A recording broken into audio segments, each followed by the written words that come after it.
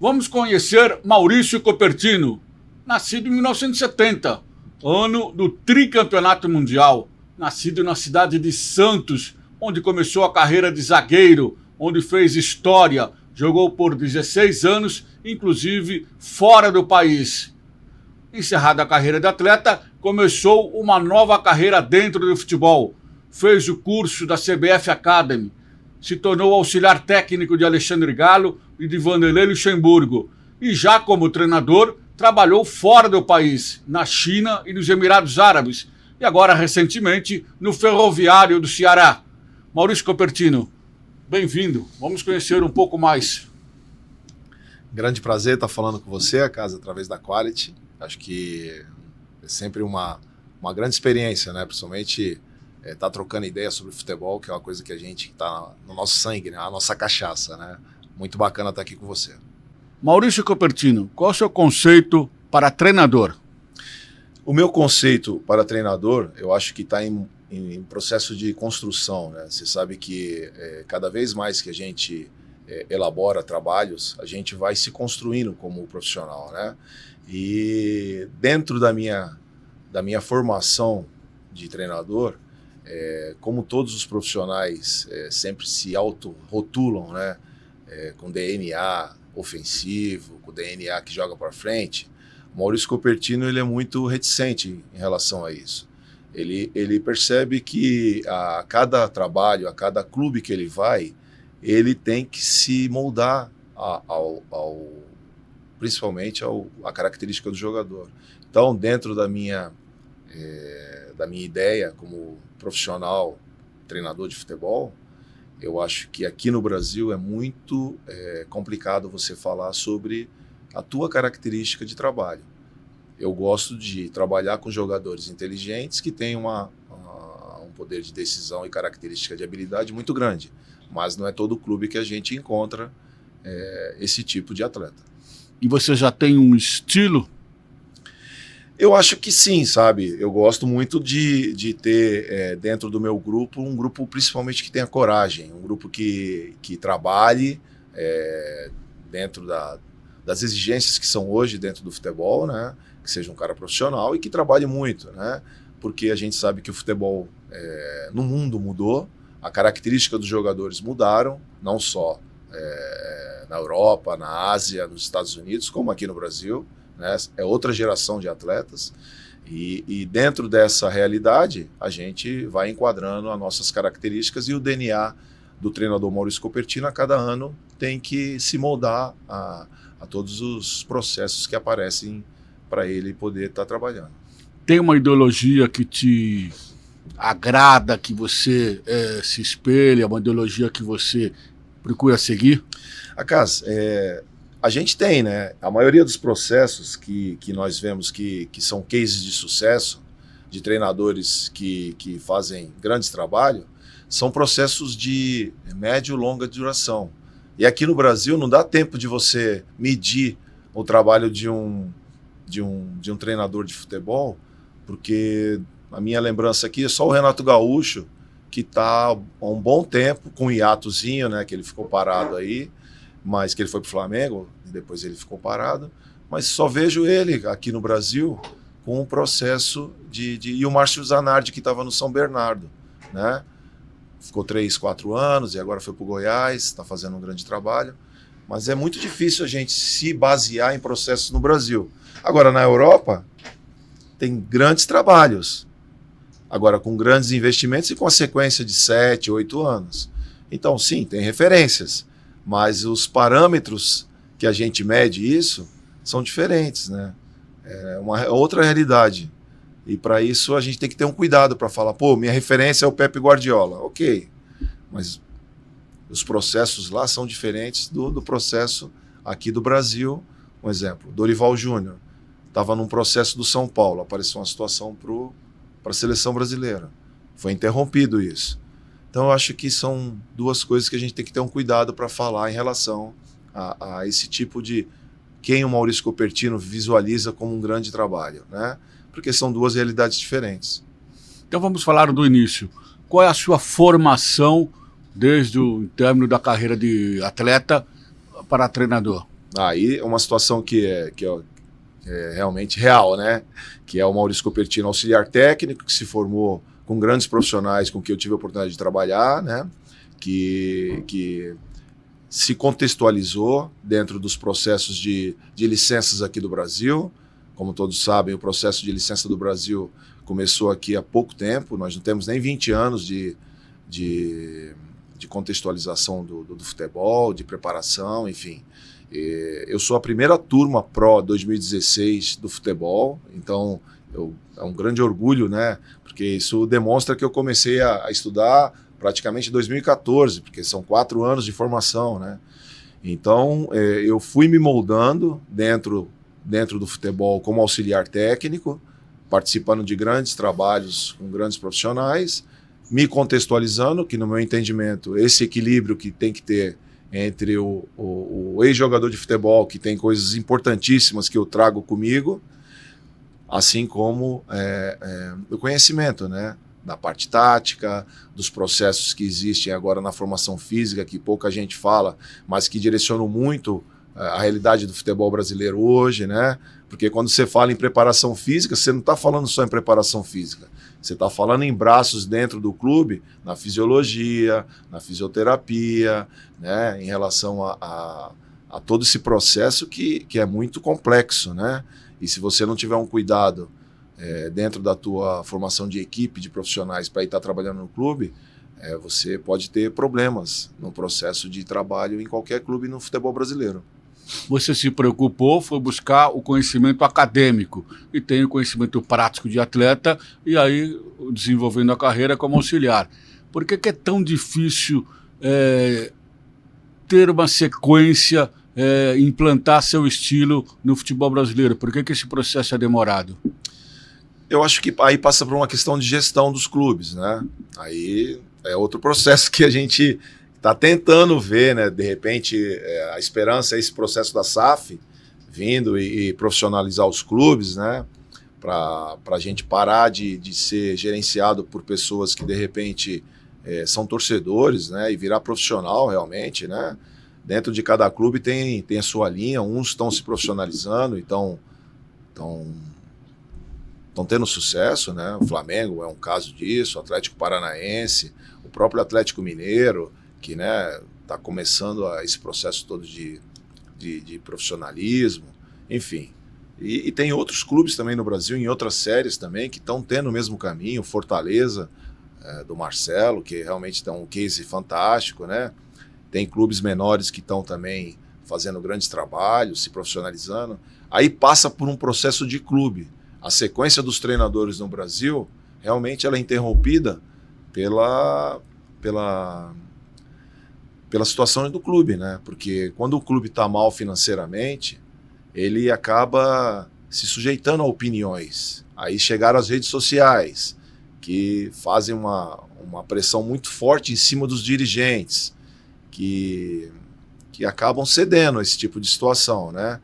Tem clubes que conseguem suportar isso, né? De perder 4, 5 jogos e manter o treinador, né?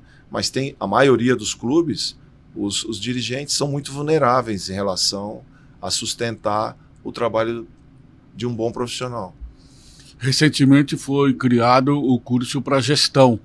Esse é o ponto, é o elo que está faltando para fortificar o futebol brasileiro, já que nós temos os treinadores preparados academicamente, há um curso, mas também preparar, qualificar esses dirigentes que assumem os clubes como executivos? É mais um passo que a gente dá visando essa continuidade dos treinadores dentro dos clubes, né?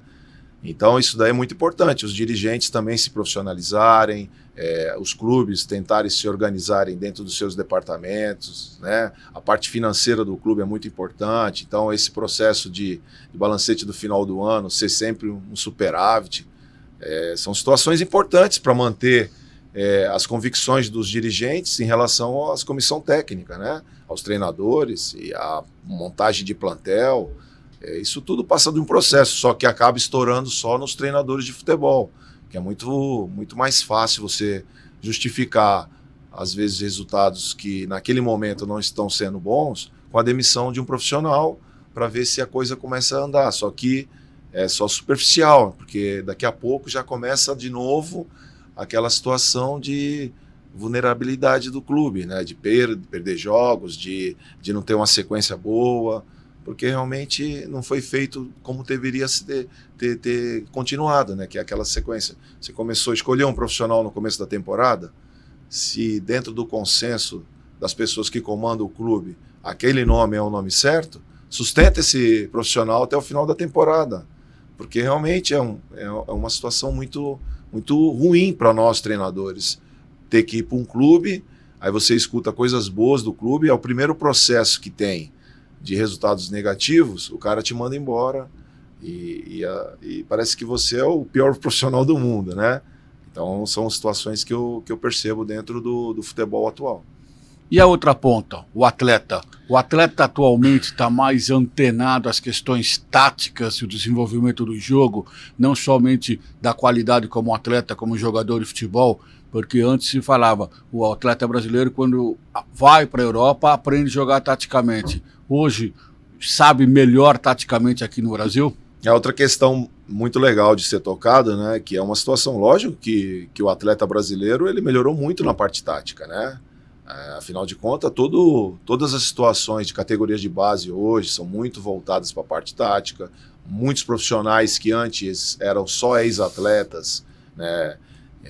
Que a gente fala muito sobre isso, né? Que o perfil dos treinadores da base mudaram muito também. Então hoje o atleta chega muito mais preparado com toda a linguagem tática que existe no futebol.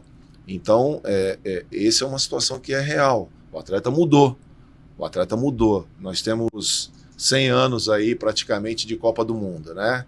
Se você pegar a geração lá do Pelé, 1970, é totalmente diferente da geração de 1982, do Zico, Sócrates, Falcão, né?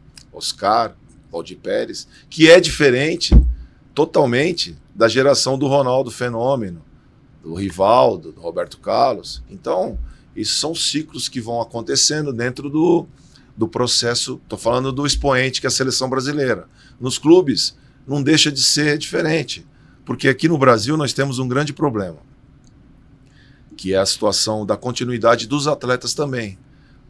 Você poucas vezes viu, eu posso numerar para vocês aqui algumas situações, mas processos de jogadores que mantêm o mesmo grupo durante 4, 5, 6 anos aqui no Brasil. É impossível, porque o clube, quando começa a se destacar, no outro ano ele já é desmontado, porque é muita gente que vem atrás dos jogadores que acabam, um exemplo, o São Paulo do Tele Santana, que foi bicampeão mundial, que tinha o Miller, tinha o Palhinha, tinha o Raí, tinha o Leonardo, enfim, vários craques ali dentro daqui.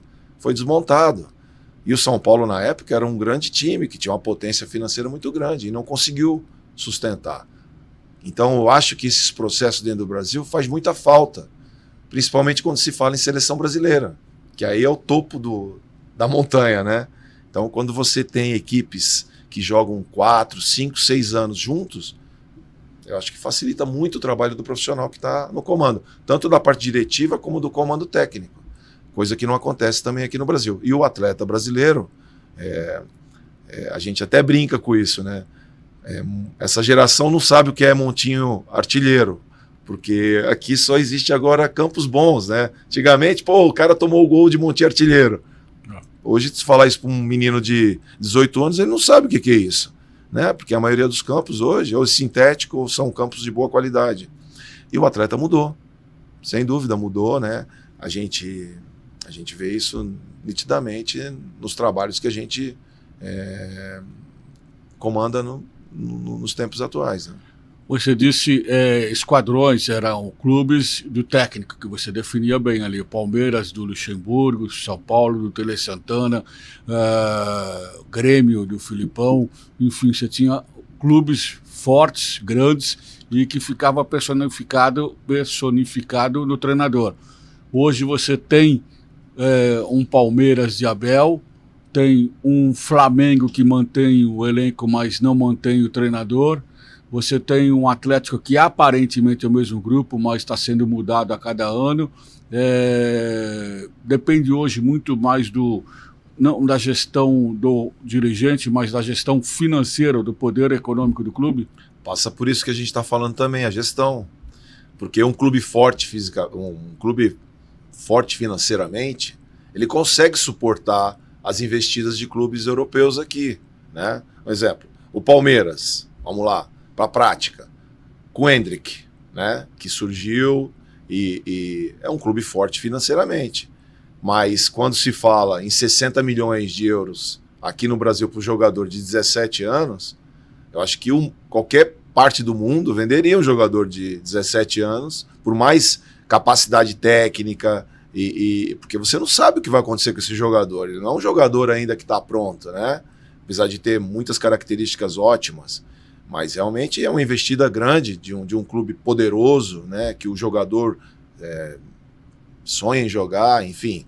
E a gente está falando do expoente. Mas a grande maioria não consegue suportar uma investida de qualquer time europeu que vem aqui e compre um jogador com 10 milhões de euros, 8 milhões de euros. O Carlos Miguel agora, né, é um jogador, é um fenômeno, eu trabalhei com ele lá, realmente é um grande goleiro.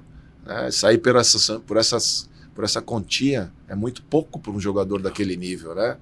Mas são situações que aqui no Brasil acontecem. A grande maioria tem problemas financeiros, né? Os que têm condição não suporta porque vem uma proposta irrecusável. Acho que é Palmeiras e Flamengo. Flamengo agora com grandes jogadores jovens também vendendo muito, né? Não dando tempo para esse jogador poder fazer uma história aqui. Se você for ver a base do Flamengo, são jogadores experientes que sustentam a equipe, né? E eu acho que isso daí passa com certeza pela gestão de um clube. Saindo da teoria e indo para a prática, aquilo que agrada o treinador, e na conversa de treinadores, que é justamente a prancheta, a parte tática. Existe um esquema tático preferido do Maurício Copertino? Como eu te disse, né? Eu acho que a gente tem na nossa cabeça, sim, uma diretriz de metodologia de trabalho, de estrutura tática dentro das nossas equipes. Mas nem sempre ela pode ser concretizada, porque depende muito dos jogadores executarem, né? Mas é lógico que dentro da minha cabeça existe sim um profissional que pensa muito nesse jogo de agredir o adversário, de ter sempre a posse de bola, de procurar sempre estar propondo o jogo. Lógico, qual o treinador que não quer esse tipo de jogo para si, né? Para sua equipe. E o Maurício Copertino é diferente, né? Como eu te disse, eu estou sendo construído, né? Meu DNA como treinador, ele tá muito com as ideias muito afloradas, mas eu preciso colocar isso tudo em prática, né? E o início foi agora aqui no Ferroviário do Ceará, onde eu tive quase 4 meses de trabalho. Muitas das coisas que eu idealizei dentro da minha cabeça foram para a prática, né? Fizemos grandes jogos e eu acho que isso daí vai se solidificando conforme a minha carreira vai trabalhando dentro dos clubes que aparecerem para mim poder exercer esse tipo de atividade. O mundo ideal é a montagem do elenco, é fundamental, dentro do esquema tático que você imagina para aquela temporada. É fundamental essa montagem de elenco no acerto das peças para o funcionamento do esquema tático que você idealiza. Sem dúvida. Isso aí é fato, né? Se você consegue montar a sua equipe com o tipo de jogador e características que você quer, as tuas ideias e o teu conceito de trabalho que você tem mais aflorado dentro de você vai aparecer, né? Lógico que não é com 2, 3 meses, lógico que não é com 3, 4 partidas, mas no decorrer da temporada, aquele processo que você idealizou e na montagem do grupo, você conseguiu, junto com a diretoria, junto com o clube, trazer os jogadores que você pediu, eu acho que o processo fica mais fácil.